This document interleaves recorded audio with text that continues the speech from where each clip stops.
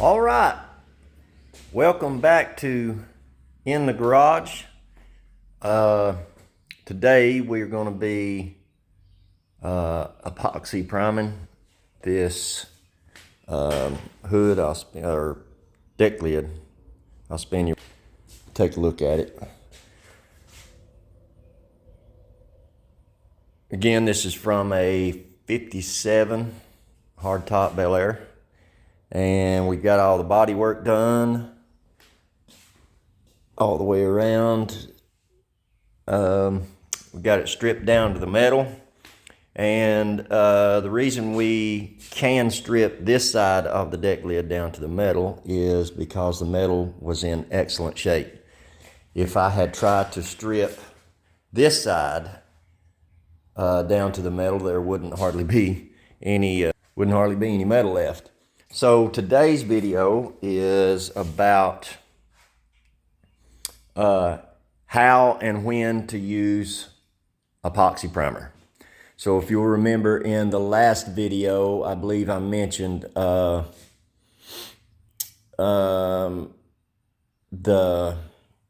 data sheet on whatever material you're using. You can go to the manufacturer's website of whatever material you're using, and you can download or print off the material data sheet. And by material data sheet, I'll lay this down over here so you can see it. This is what a material data sheet is. This information is going to tell you how, when, and where to use the product, what all the product can be used for, the VOC content, the solids content, what type of safety precautions you need to take, what effects it has on you, on the what type of personal protection, how to properly prep the surface, stuff like that. It can also tell you, also tells you how to mix the product. So epoxy product or epoxy primer DTM can be used as a high build, which I don't ever use it for, a sealer, or just the epoxy primer. And for all three of those characteristics, it shows you how to mix it. Today, we're going to be using just the standard build. So we're going to mix it like it says. So we'll look and find out how it says to mix it. It says for standard build, right there in the center, 4 parts primer, 1 part reducer, and 1 part hardener. All right, so I'll spin you around so I can see what you're seeing. We got our mixing cup, we've got our primer in there, and we have found the section of the cup that says 4 to 1 to 1. All right, so we're gonna take our primer and we've got it up to the 5, right? So your first 4 parts primer is going to match up with your 4 part over here. How these cups are laid out are in correlation with how the material data sheet is going to tell you how to mix it. So it's 4 parts primer. Then we're going to go to our next column, which is 1 part. And if you'll look over here, 1 part reducer. So we're going to come over here to our 5 right here, and we're going to add that much reducer. And then it says next to that, 1 part hardener. So we're going to come over to another 1 part right here. We're going to follow it down to the 5, and we're going to fill it up to there with the hardener. And that's really how easy that is. After you've been spraying this stuff for a while, then you know it sort of hangs out in your memory. But if you ever have any questions on any product, I believe it is law, I think, that every manufacturer has to have a material data sheet and a safety data sheet on their website for each of the products that they manufacture or sell. So that covers that. Now, as far as the spray gun, I use for primers and sealers, I use a junk Harbor Freight spray gun. I don't plan on keeping this gun. I'll spray it, I'll use it until I've used it up, and then it will go in the garbage. I do not use my expensive paint guns for any type of primer or sealer. Now that's completely, you can do whatever you want to. But primers and sealers are pretty tough on your spray guns, and they're hard to clean out. And you usually don't have the pot life that you would with a base coat. And they're a lot thicker, so they when they find their way into little cavities on the inside of the gun, they're very hard to get out. So it's worth $14 to use a gun, 5 or 6 times, and then just throw it away. So that's why I use Harbor Freight guns for primers and sealers. All right, I'm gonna flip and we'll show you how to mix this stuff. Now remember, it was 4 parts primer, 1 part reducer, 1 part hardener. All right, we have our urethane reducer. That's what you use with epoxy primer.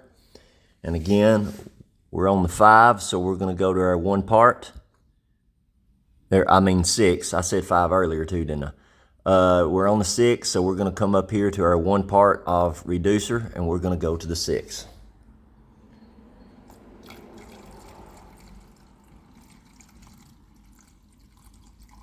Just like so. All right, now remember we got 1 part hardener. So we're gonna go over here to our 1 part. We're gonna follow it down to the number 6. That's where we're gonna go with our hardener.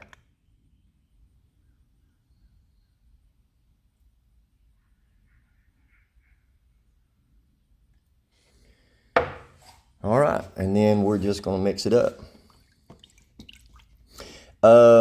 We'll see how thick this is. If it's real thick, I won't bother running it through a strainer, because I don't have 4 hours to sit here and wait on it to strain.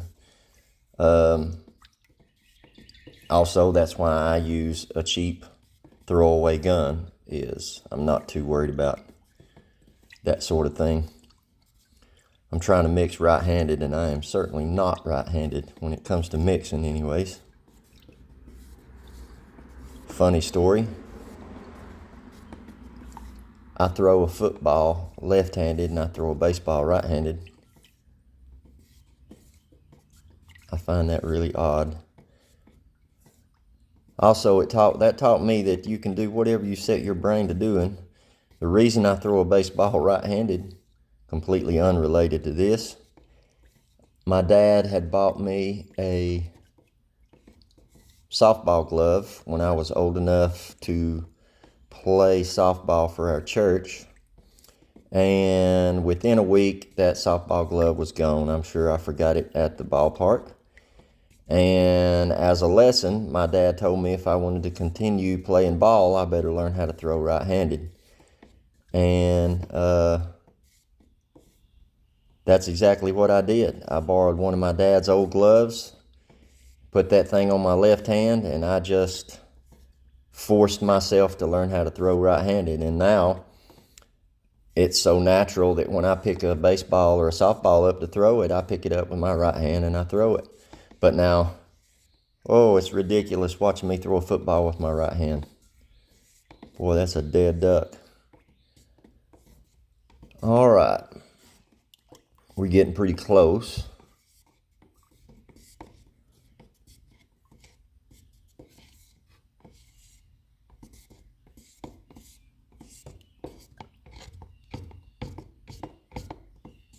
Man, this is so awkward stirring with my right hand. I have a specific motion with my left hand, which is like a figure eight, and I stir up from the bottom. It's just, I don't know, just habit I've done since 100 years ago. All right, I think we're in good enough shape. All right, chunk that. Now, I am not going to attempt pouring with my right hand. All right, here we go. Now, I'm really hoping that this cup don't decide to fall over. You'll see me drop a phone and quickly move out of the way. All right, it's starting to teeter-totter, so we're gonna quit there. All right, let me spin you. Now, I'm gonna attempt, don't know how good this is gonna work, but I am going to attempt to spray and film at the same time. All right, spin your. Now, I have already tacked and used my wax and grease remover, so the panel is ready to shoot. And so let's get at it. I don't know how well this is going to work.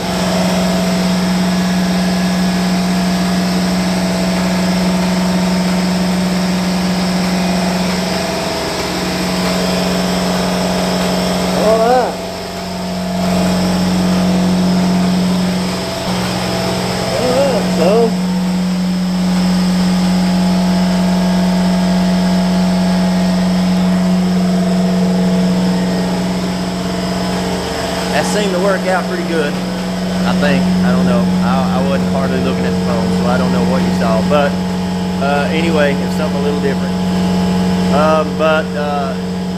Anyway, that's how you spray epoxy.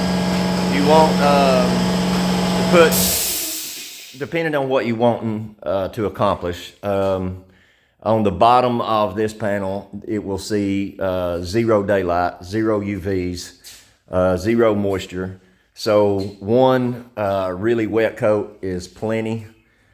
You certainly can do 2 wet coats.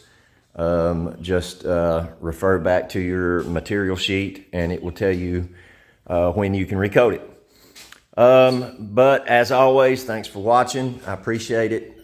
If you like this content, hit subscribe below, hit the like, share the button, leave a comment, and we'll see you on the next one.